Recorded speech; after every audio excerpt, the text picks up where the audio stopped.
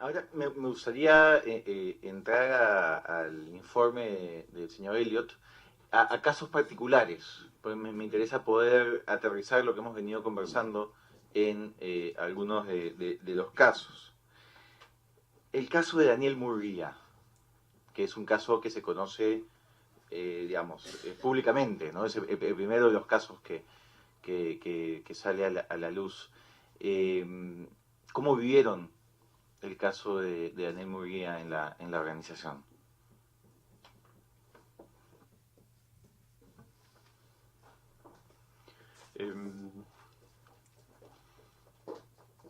Fue un trauma, un shock para mí.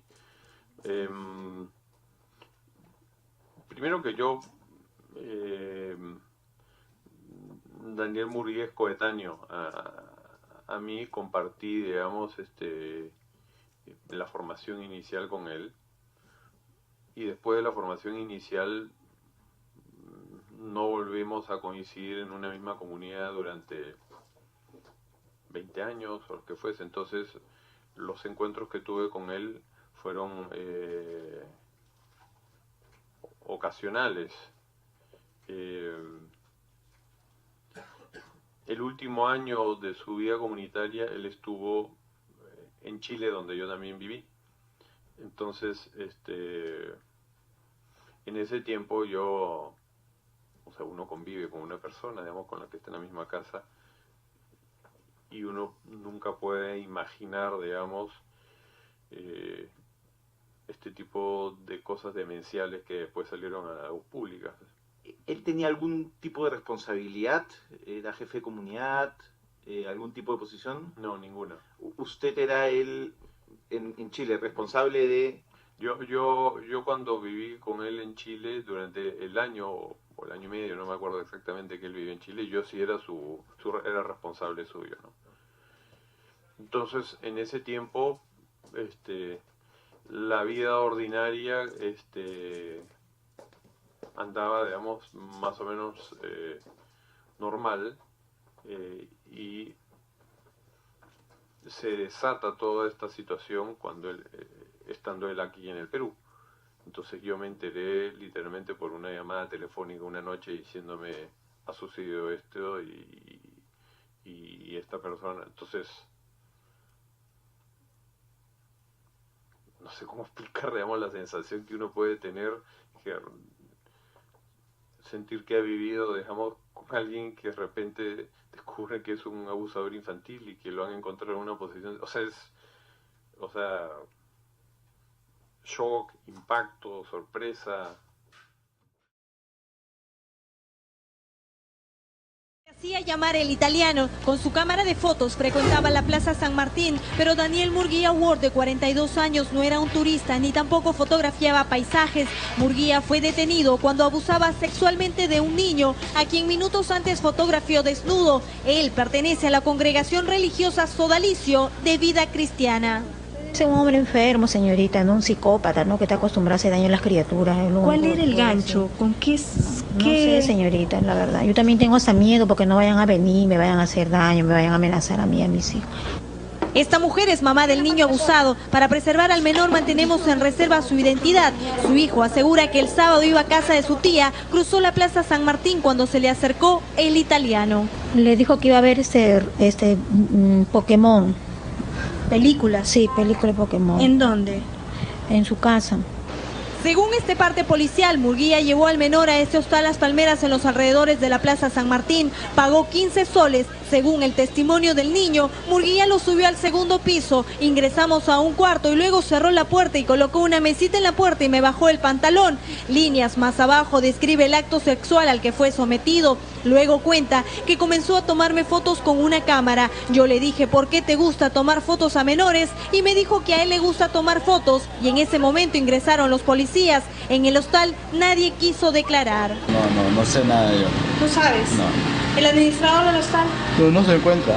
Murguía admitió su delito ante la policía. Literalmente confesó que le propuso tomarle fotos semidesnudos, lo cual yo le ofrecí pagarle la suma de 70 soles. Corrobora la versión del menor, que puso una mesita en la puerta del cuarto, que le dijo que se bajara el pantalón hacia la rodilla y el menor no contaba con truza, procediendo a efectuarle tomas con su cámara fotográfica y luego le efectuó tocamientos muy ligeros en sus partes íntimas. La mamá del niño exige justicia.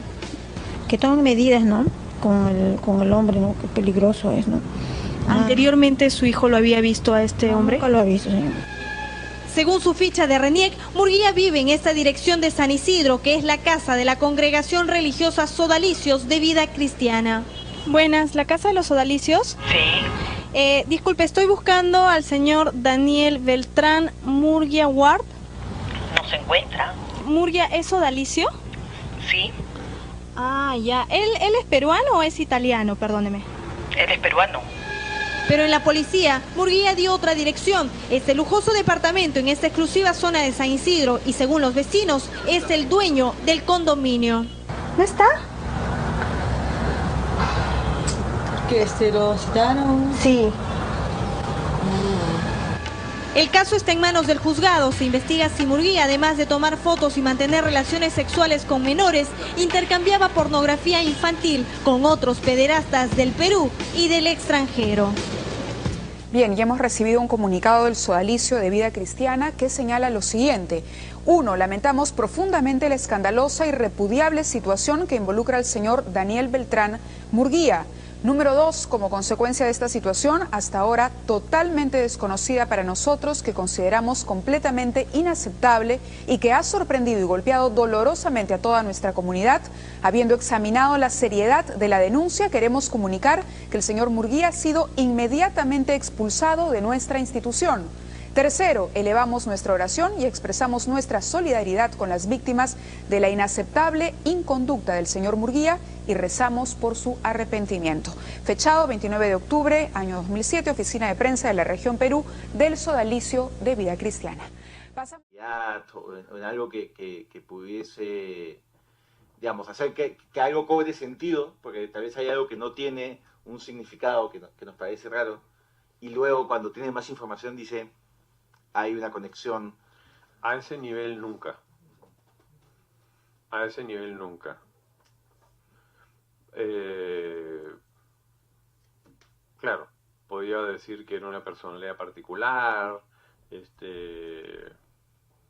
pero eso es otra cosa. O sea, no hay un salto cualitativo que... ¿Y qué decisiones toma en su comunidad cuando recibe la llamada y le cuentan lo ocurrido? Lo que hicimos estando allá en Chile fue avisar a todas las instituciones donde de alguna manera él pudo haber tenido contacto a los directivos de esas instituciones. ¿Qué instituciones? Colegios. Buscamos a los colegios, es decir, por si acaso queremos... ¿Era el colegio, no, el colegio que tiene en Santiago? No, ese colegio aún no había sido fundado. Eran colegios laicos donde nosotros prestábamos algún tipo de servicio catequético. Entonces, él participó en alguno de estos servicios catequéticos. Entonces, fuimos inmediatamente a las autoridades del colegio a alertarlos de lo que había sucedido para ver si es que había sucedido algo con alguien. Nunca recibimos ninguna denuncia de ninguno. Después de eso fuimos a dos de los colegios a decir, por si acaso, quiero informarles que esto sucedió en el Perú. Para nosotros ha sido una sorpresa. No teníamos ningún antecedente que pudiese, para nuestro caso, sospechar que estuviese, o sea, que esto podría haber ocurrido si no hubiera tenido ningún tipo de participación ni en esta parroquia, ni en este colegio, ni en esto otro, porque no hubiéramos puesto a riesgo a nadie, ni al propio instituto. Entonces los alertamos y de ahí, después de alertar a las autoridades, fue hablar con las personas con las cuales él tuvo contacto para ver si algo podía haber sucedido, ¿no?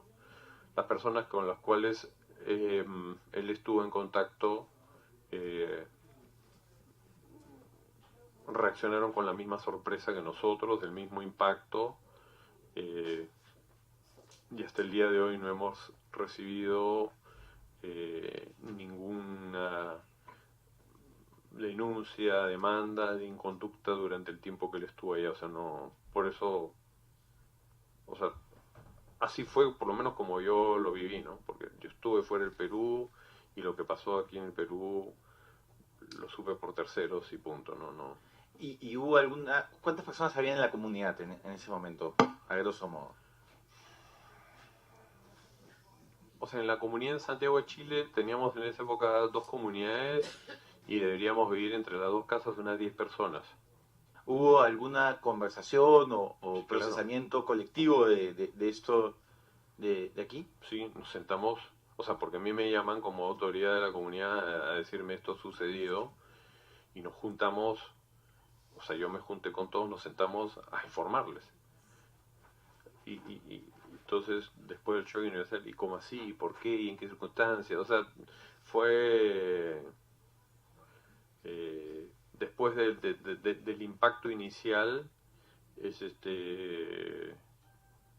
y un poco de catarsis, pena, sorpresa, decir, bueno, ¿ahora qué hacemos? ¿Qué es lo que nos corresponde? Entonces, ya, tú habla a la parroquia tal, le avisa al párroco, tú haga esto, tú lo otro, o sea, ya nos distribuimos las tareas de función, ¿no? O sea, digamos, la tarea de averiguar si es que había habido algún impacto fue asumido comunitariamente o fue una tarea que llevó usted individualmente.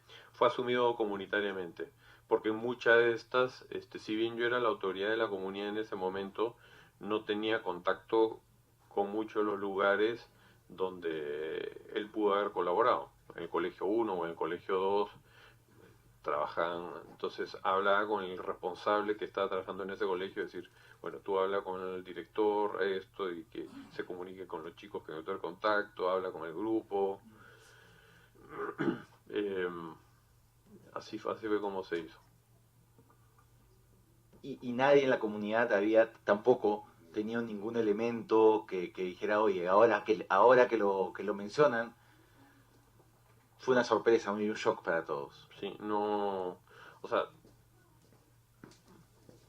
un indicio del cual uno pudo haber como jalado la pitita y que estuviese ahí, no, mirado retrospectivamente, yo no lo he encontrado. Y las pertenencias de Murguía, la habitación, la computadora y todo eso, ¿fue revisado por ustedes? ¿Fue puesto a disposición de las autoridades? ¿Cómo se manejó? En Chile lo que hicimos es, ya no me acuerdo los lapsos de tiempo, juntar todas sus pertenencias, porque ya no me acuerdo si viajaba un pariente suyo, yo supongo que sí, para recogerlo, o las juntamos en cajas, desde cuadros, fotos, ropa, eso, y lo guardamos en una bodega, y cuando vino la persona que vino se la entregamos toda, ¿no? Eso fue nada más. Hay un testimonio que ha brindado en la comisión el señor Renzo Orbegoso, que señala que el señor Regal lo habría llamado usted y le habría ordenado destruir el contenido de la computadora, y que esto habría sido llevado a cabo por algunas personas de la comunidad. ¿Qué opinión o comentario tiene al respecto? Sí. Esa afirmación me llegó por la investigación también de la primera comisión investigadora. Yo sinceramente no lo recuerdo, o sea, no se lo dije a la comisión. Llamé en ese momento a 2 personas que vivimos juntos ese proceso.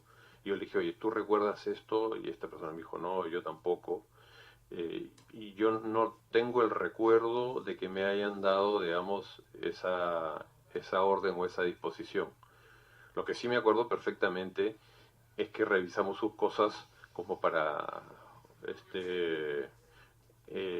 devolverlas, y en ese revisar sus cosas para devolverlas no encontré nada raro, ni eliminé nada, o sea, no... ¿Pudieron entrar a la computadora y ver el contenido de la No computadora? había ninguna computadora, porque como él había viajado al Perú, se llevó su laptop, su notebook a Perú, y no había ni computadora, ni disco duro, nada, ¿no? O sea, por lo menos en Chile, donde yo estuve, y los miembros que yo estuvimos, Lo que él tenía en su habitación, en sus pertenencias, era una laptop que se había llevado a Lima en el sí, viaje. sí, en Chile no había dejado, no encontré nada electrónico. Bueno, estamos hablando de qué año es, 2008, ¿no es cierto? 2007. iPhones, esas cosas no existían todavía, creo que no eran celulares, no había ninguna de esas cosas, ni encontré discos duros externos, ni computadora. Lo que habían eran pertenencias personales, que era desde ropa, objetos, fotos, sus carpetas de análisis médico. O sea, no había nada de eso, nada de extraño, y hasta donde yo me acuerdo, que yo las junté como el objetivo de entregarlas, y evidentemente también dije, a lo mejor voy a encontrarme con algo raro, cosa que no encontré. Si fue porque se lo llevó, no lo sé. Como le digo, yo no recuerdo, digamos, que me hayan dado esa disposición, y otros dos, de los miembros con los cuales yo hablé y viví, dice que tampoco. Yo sé que hay una tercera persona que dice que sí se acuerda que eso se le dijo, que no solo Renzo Regoso, sino otro más, pero como le digo, ¿Y ha tenido oportunidad de conversar con el señor Regoso o con algunas de las otras personas señaladas a raíz de esto? Porque, digamos, eso es un elemento que sí podría, imagino, preocuparlo, ¿no? Sí. O sea, con los que vivimos, o sea, en el caso de Renzo, yo no he hablado con él. Con otros miembros que vivimos en ese momento en Chile, sí. Éramos los que pudimos haber estado a cargo de eso, éramos 4 personas, 3 de ellas, incluido yo, no nos acordamos. ¿Podría decir los nombres de las personas? Sí, con las que yo hablé con el señor Gustavo López, con Alexandre Borges, y yo, con el que cruzamos información, y ninguno de los otros 3 recuerda, digamos, esa disposición. Sé que José Salazar, que también vivió ahí, él piensa que sí hubo esa disposición. No hubo computadora, es lo que usted recuerda. Sí, en Chile no hubo ninguna computadora. Yo no encontré ninguna computadora, ningún disco duro, nada externo. Solo por lo cual no habría nada que destruir, digamos. Por lo menos yo no encontré nada que destruir. Claro, a lo mejor uno podría haber encontrado fotos, o sea, en papel, pero no encontré nada. ¿Y usted ha vuelto a tener algún contacto con Daniel Murguía o Murguía con la organización? No, de manera, o sea, no, yo no he vuelto a tener contacto con él. Digo, me lo he encontrado 2 veces. Se murió un sacerdote miembro del instituto y me lo encontré en el velorio.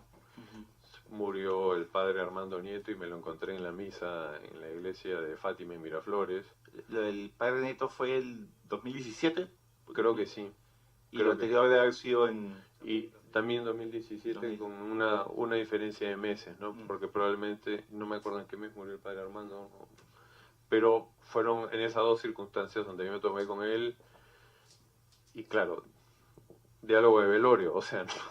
Claro. ¿Qué tal? ¿Cómo estás? Bien, sí, qué pena, y hasta ahí nomás, ¿no? Y ya, digamos, no participa en las actividades de... No, para nada. Él fue expulsado. Él fue expulsado, sí. ¿Quién toma la decisión de la expulsión? ¿El consejo? ¿Cómo funciona? Debe haberla tomado, digamos, el superior general, habiendo consultado al consejo. Porque es parte de lo que dicen nuestras instituciones, o sea... las constituciones. es parte de lo que dicen las constituciones. O sea, para expulsar a algún miembro, o sea, hay dos maneras. Uno, a través de un proceso jurídico, u otro, si las circunstancias de suyo lo ameritan, puede haber una expulsión inmediata, digamos, ¿no? Como este caso las circunstancias eran delictivas, inmediatas, flagrantes, no prescritas. Justo ese es un tema interesante porque hago el paralelo con el caso de el señor Figari, ¿no? En un caso hay una expulsión que se da en no sé si cuestión de horas o días, y en el otro caso no ha podido ser eso. ¿Se ve esta diferencia? Absolutamente, porque yo personalmente yo de manera personal he recibido testimonios contra Luis Fernando Figari, dos de manera directa, y uno que llegó a mis manos o a nuestras manos, porque estaba con el señor Ambrosic en Roma en el 2016, en abril, creo que fue abril. Los tres casos que eran casos de abuso sexual, dos de ellos en el sentido pleno y total de la palabra, y el otro, digamos, muy triste también, pero que no había habido, digamos, acto sexual propiamente, pero igual un abuso. Uno tenía 40 años de antigüedad, el otro 25 y el otro 30. Sí, dos de ellas sufrieron estos actos cuando eran ya mayores de edad, y uno de ellos sí cuando era menor de edad, no infante, pero sí menor de edad. Entonces, cuando yo recibo esta información, que la recibo bajo sigilo, porque se me dio, o sea, confidencialidad, me permitieron acudir solamente a las autoridades eclesiásticas. Entonces, cuando yo fui a Roma y consulté con los canonistas y con la propia congregación para institutos de vida consagrada y sociedades de vida apostólica, me dijeron no se puede, o sea, desgraciadamente por la antigüedad de los casos no podemos iniciar un proceso judicial, sino solamente administrativo. Y para poder expulsar a alguien tiene que haber un proceso judicial, y la prescripción para los laicos, porque es distinta para los presbíteros, porque existe un documento que cambia el estatus de los sacerdotes, que se llama la delicta graviora. Para los sacerdotes no prescribe, pero para los laicos tiene una prescripción de 5 años, que yo supongo y espero que las leyes cambien tanto a nivel civil como eclesiástico en algún momento. Pero eso fue lo que imposibilitó iniciar un proceso judicial que tenía como pena la expulsión del instituto. Entonces, yo sé que se dice y se me ha dicho muchas veces, no lo expulsan, no lo quieren expulsar, pero no. Es más, yo en un momento, cuando el día, en abril del 2016, hice la declaración pública donde lo consideré moralmente culpable y persona non grata para la comunidad, sé que fue para muchos eclesiásticos polémicos, porque algunos decían que estaba adelantando juicios cuando hoy no se había terminado los procesos, ¿no? Pero yo me sentí en el deber moral de hacerlo, porque por un lado ya tenía la información y la conciencia de los casos eran reales, no porque nadie me había entregado pruebas, pero sino que yo tenía 3 casos de personas distintas, no contactadas entre ellas, donde narraban situaciones lamentables con proceder similar, circunstancias similares, grooming, como dicen los norteamericanos, digamos, con este proceso, digamos, de hecho en el tiempo y que habían terminado, digamos, en un abuso sexual. Entonces, si bien no existían pruebas materiales probatorias, era para mí moralmente evidente que esas cosas habían sucedido, aunque judicialmente estaba atado de manos, ¿no?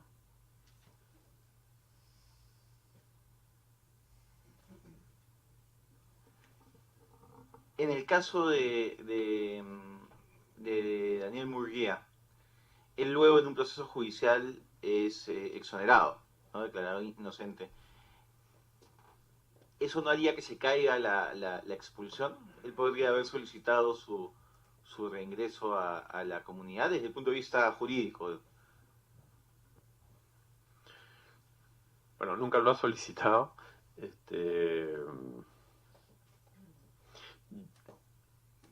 Yo no me acuerdo en este momento, y no quiero faltar a la verdad, de lo que emite el Poder Judicial y de qué se le acusa y qué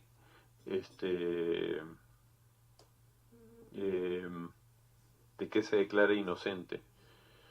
Pero creo yo que más allá de las razones judiciales había o hubo una situación